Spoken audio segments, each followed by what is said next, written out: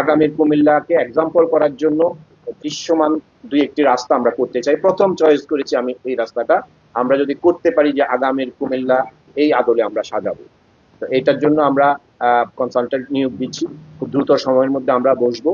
আপনাদেরকে আমরা যদি এটা সম্পূর্ণরূপে রেডি করতে পারি, তখন আমরা আপনাদেরকে আবার অবগত করবো। আশা করি যে ৩ মাস পরে যখন আমরা এভাবে বসবো, এর পূর্বে অনেক কিছু আমরা আপনাদেরকে আপডেট দিতে পারবো আশা করছি। যেহেতু আমরা প্রকল্পগুলি ইতিমধ্যে আমরা প্রায় ১৫০ কোটি টাকার প্রকল্প আমরা মন্ত্রণালয়ে জমা দিয়ে এসেছি। আমি নিজে গিয়ে ২ দিন থেকে আমি ১৫০ কোটি টাকার নতুন প্রকল্প এগুলো আমরা জমা দিয়ে এসেছি, এবং আমাদের মন্ত্রী মহোদয় আমাকে আশ্বস্ত করেছেন সেগুলো অত্যন্ত গুরুত্বপূর্ণ প্রজেক্ট।